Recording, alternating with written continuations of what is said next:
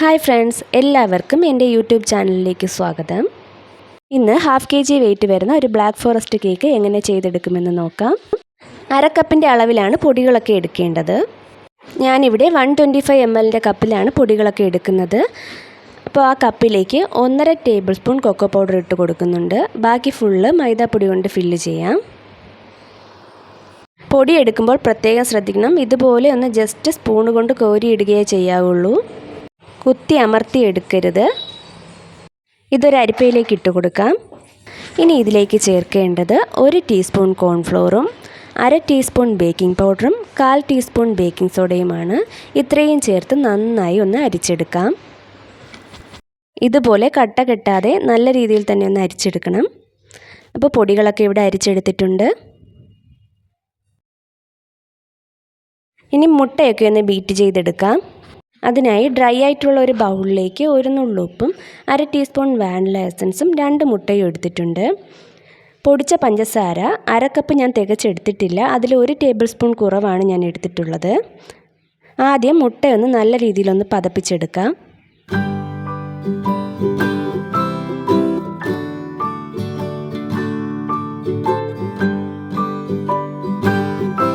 മുട്ട ഇതുപോലെ പതഞ്ഞ് വരുമ്പോഴേക്കും ഇതിലേക്ക് പൊടിച്ച പഞ്ചസാര കുറേശ്ശെ ചേർത്ത് നന്നായി ഒന്ന് ബീറ്റ് ചെയ്തെടുക്കാം. മഞ്ഞ നിറമൊക്കെ മാറി വെള്ള നിറമാകുന്നത് വരെ ബീറ്റ് ചെയ്യണം.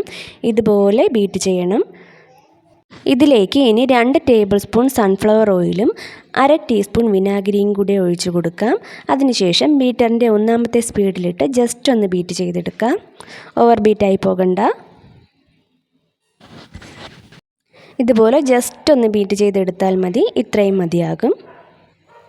ഇതിലേക്ക് ഡ്രൈ ഇൻഗ്രീഡിയൻസ് മിക്സ് ചെയ്തെടുക്കാം. നേരത്തെ അരിച്ചു മാറ്റി വെച്ചിരിക്കുന്ന മൈദ മിക്സ് കുറേശ്ശെ ഇട്ട് പതിയെ ഒന്ന് ഫോൾഡ് ചെയ്തെടുക്കാം. കട്ട് ആൻഡ് ഫോൾഡ് മെത്തേഡിൽ ഫോൾഡ് ചെയ്തെടുക്കുന്നതാണ് നല്ലത്. അപ്പോൾ ബാറ്റർ താഴ്ന്നു പോകത്തില്ല. ഇതിലേക്ക് ഇടയ്ക്കിടയ്ക്ക് കുറേശ്ശെ പാൽ കൂടി ചേർത്ത് കൊടുക്കാം. പാലിന് ഒട്ടും തണുപ്പുണ്ടായിരിക്കാൻ പാടില്ല. ആദ്യം ഡ്രൈ ഇൻഗ്രീഡിയൻസും പിന്നെ ഇച്ചിരി പാലും ചേർത്ത് ഇതുപോലെ പതിയെ ഫോൾഡ് ചെയ്തെടുക്കാം.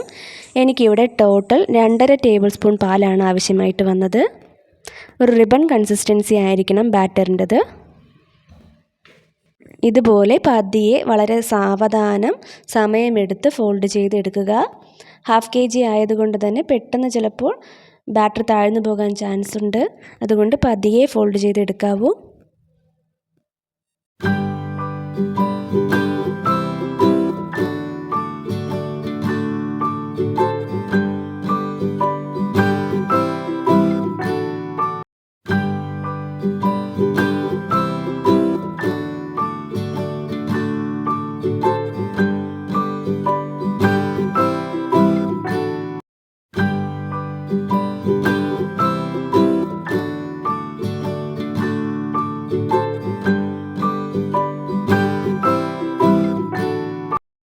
പതുക്കെയാണ് ഞാൻ ഫോൾഡ് ചെയ്തെടുക്കുന്നത്. വീഡിയോ ഞാനിപ്പോൾ ഇച്ചിരി സ്പീഡ് കൂട്ടി ഇട്ടിരിക്കുന്നതേ ഉള്ളൂ. ഇല്ലെങ്കിൽ ഒരുപാട് ലെങ്തി ആയി പോകും.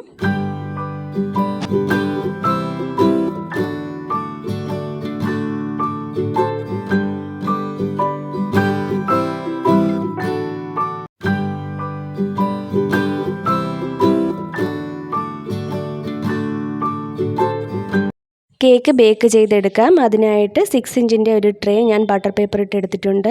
അതിലേക്ക് ബാറ്റർ ഒഴിച്ച് നന്നായിട്ട് എയർ ബബിൾസ് കളയുക. എന്നിട്ട് നന്നായിട്ടൊന്ന് ടാപ്പ് ചെയ്യാം. അതിനുശേഷം ബേക്ക് ചെയ്യാൻ വയ്ക്കാം. കേക്ക് ബേക്കായി കിട്ടിയിട്ടുണ്ട്. ഇനി ഇത് തണുത്തതിന് ശേഷം 3 ലെയറായിട്ട് കട്ട് ചെയ്തെടുക്കാം. കേക്ക് സെറ്റ് ചെയ്തെടുക്കാം. അതിനായിട്ട് ഒരു കേക്ക് ബോർഡിലേക്ക് അല്പം ക്രീം തേച്ച് കൊടുക്കാം. അതിനുശേഷം ഫസ്റ്റ് ലെയർ വെച്ച് കൊടുക്കുന്നുണ്ട്. പിന്നെ ഇതൊന്ന് വെറ്റ് ചെയ്തെടുക്കാം. വെറ്റ് ചെയ്യാനായി ഞാൻ എടുത്തിട്ടുള്ളത് 1/2 കപ്പ് പാലിലേക്ക് അല്പം മിൽക്ക് മെയ്ഡ് ചേർത്തിട്ടുള്ളതാണ്. ഇതുകൊണ്ട് നല്ല രീതിയിൽ കേക്ക് ഒന്ന് വെറ്റ് ചെയ്തെടുക്കാം. കേക്കിൻ്റെ എല്ലാ ഭാഗത്തും സിറപ്പ് എത്തണം. ഓയിൽ ബ്രഷ് കൊണ്ട് വെറ്റ് ചെയ്യുന്നതാണ് ഏറ്റവും നല്ലത്. അതിനുശേഷം അല്പം ക്രീം കൊണ്ട് ഒന്ന് ലെവൽ ചെയ്തെടുക്കാം.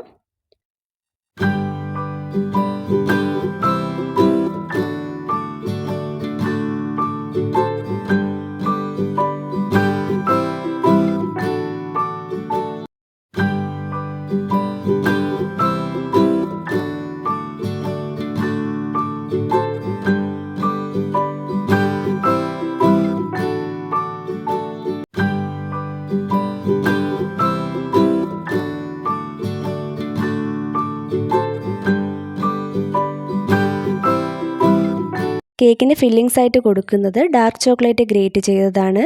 ചെറി കയ്യിൽ ഇരിപ്പുണ്ടെങ്കിൽ അല്പം ചെറി കൂടി കട്ട് ചെയ്ത് ചേർത്ത് കൊടുക്കാം. പിന്നെ ഒരല്പം കൂടി ടേസ്റ്റ് കൂട്ടാനായിട്ട് കുറച്ച് മിൽക്ക് മെയ്ഡ് കൂടി ഒഴിച്ച് കൊടുക്കുന്നുണ്ട്. ഡാർക്ക് ചോക്ലേറ്റ് ഗ്രേറ്റ് ചെയ്തതിന് ശേഷം ഒരല്പനേരം ഫ്രിഡ്ജിൽ വെച്ചിട്ട് എടുത്താൽ കയ്യിലൊന്നും ഒട്ടിപ്പിടിക്കാതെ തന്നെ നമുക്കിതിട്ട് കൊടുക്കാൻ പറ്റും. ഇനി സെക്കൻഡ് ലെയർ വെച്ച് കൊടുക്കാം. സെക്കൻഡ് ലെയറും ഫസ്റ്റ് ലെയർ ചെയ്തെടുത്തതുപോലെ തന്നെ ചെയ്തെടുക്കാം. ആദ്യം സിറപ്പ് കൊണ്ട് നല്ല രീതിയിലൊന്ന് വെറ്റ് ചെയ്തെടുക്കണം. അതിനുശേഷം ക്രീം കൊണ്ട് ഒന്ന് ലെവൽ ചെയ്തെടുക്കാം. പിന്നെ ഫില്ലിങ്സ് ആയിട്ട് ചോക്ലേറ്റ് ഗ്രേറ്റ് ചെയ്തതും മിൽക്ക് മെയ്ഡും കൂടെ ചേർത്ത് കൊടുക്കാം. അതിനുശേഷം ഫൈനൽ ലെയർ കൂടി വെച്ച് കൊടുക്കാം.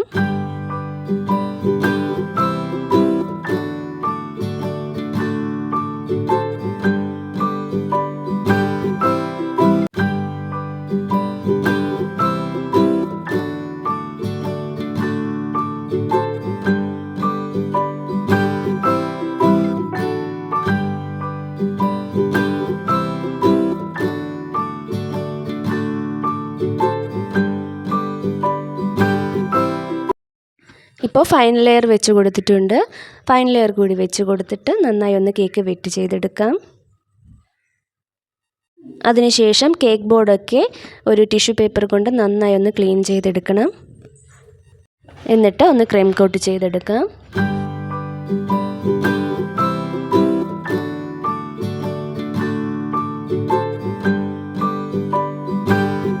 കേക്ക് ക്രം കോട്ട് ചെയ്യാനായിട്ട് ഒരല്പം ക്രീം ഇട്ട് കൊടുക്കാം.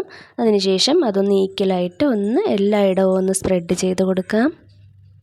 ക്രം കോട്ട് ചെയ്തതിന് ശേഷം കേക്ക് ഒരു 15 മിനിറ്റെങ്കിലും ഒന്ന് ഫ്രിഡ്ജിൽ വെച്ചിട്ട് ഒന്ന് തണുപ്പിച്ചെടുത്തതിന് ശേഷമേ ഫൈനൽ കോട്ട് ചെയ്യാവൂ. അപ്പോൾ നല്ല ഭംഗിയായിട്ട് തന്നെ നമുക്കൊന്ന് ഫിനിഷ് ചെയ്തെടുക്കാൻ പറ്റും. ഫ്രിഡ്ജിൽ വെക്കുന്നതിന് മുന്നേ കേക്ക് ബോർഡൊക്കെ ഒരിക്കൽ കൂടി നല്ല രീതിയിലൊന്ന് ക്ലീൻ ചെയ്തിട്ട് വേണം ഫ്രിഡ്ജിൽ വെക്കാനായിട്ട്.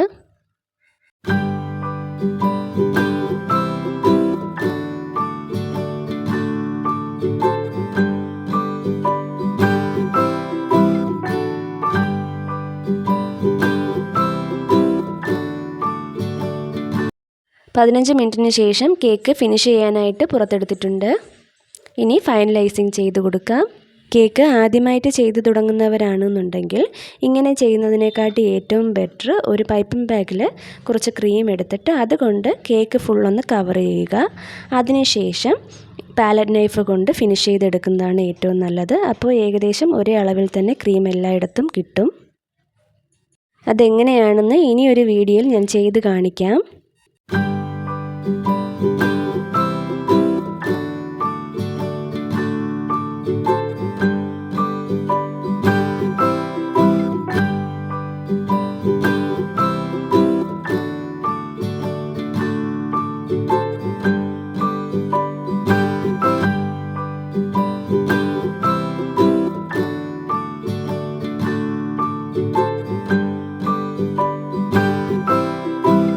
കേക്ക് ഏകദേശം ഒന്ന് ഫിനിഷ് ചെയ്തെടുത്തിട്ടുണ്ട്.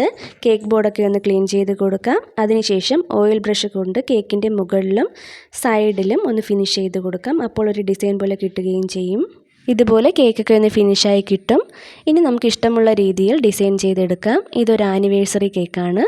ഞാനപ്പോൾ കുറച്ച് റോസറ്റ ഫ്ലവേഴ്സൊക്കെ ഒന്ന് വരഞ്ഞു കൊടുക്കുന്നുണ്ട്.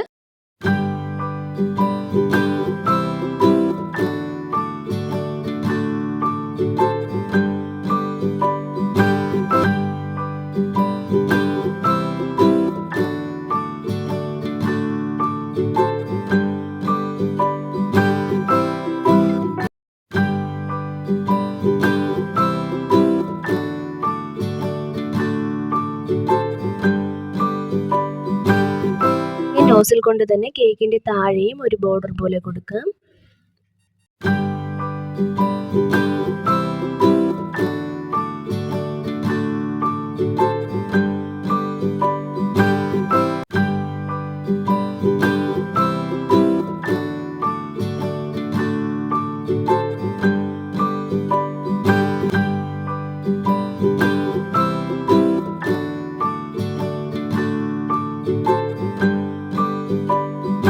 ലീഫ് നോസിൽ കൊണ്ട് കുറച്ച് ലീഫ് കൂടി വരഞ്ഞു കൊടുക്കുന്നുണ്ട്.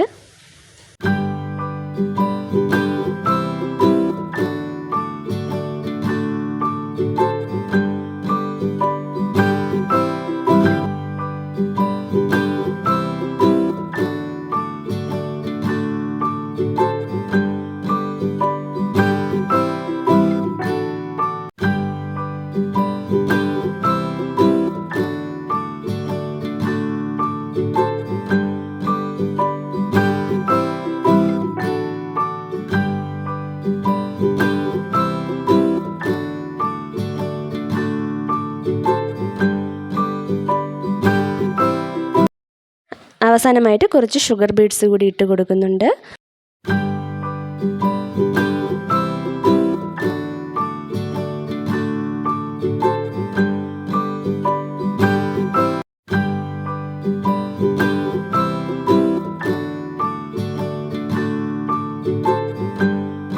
അപ്പോൾ ഫൈനൽ ലുക്ക് കൊടുക്കാം. ഇതാണ് ഫൈനൽ ലുക്ക്. ഇഷ്ടമായാൽ എല്ലാവരും ലൈക്ക് ചെയ്യുകയും സപ്പോർട്ട് ചെയ്യുകയും ചെയ്യുക. Thank you for watching.